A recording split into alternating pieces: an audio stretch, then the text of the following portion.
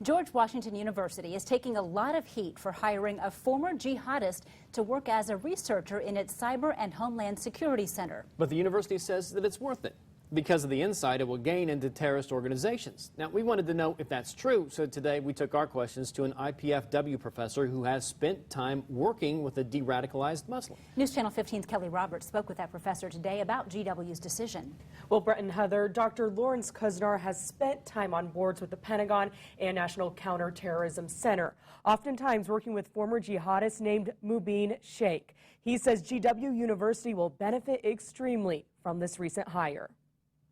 At IPFW, Dr. Kusnar lectures about the state of affairs in the Middle East and on terrorism in the modern world. It's this knowledge that has caught the attention of the federal government, having worked with the Pentagon on the matter, and got him working side by side with Canadian Mubin Sheikh, a de-radicalized jihadist. Which is rare, actually, that can happen. It's through his work with Sheikh that Kusnar knows how much George Washington University is about to benefit.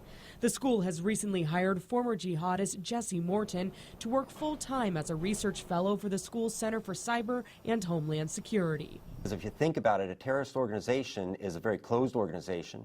It attracts certain kinds of people with certain issues that are different from what a lot of us have on our minds, and they're even often clandestine. So how could we ever know anything about them truly? Kusnar says his colleague, Sheikh, had wanted a global jihad until he saw the trauma of September 11th.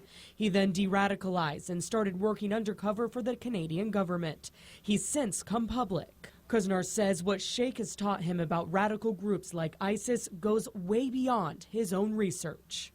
He's simply brought to light to me certain religious passages that are particularly compelling to people who are undergoing radicalization, and he's explained how that works.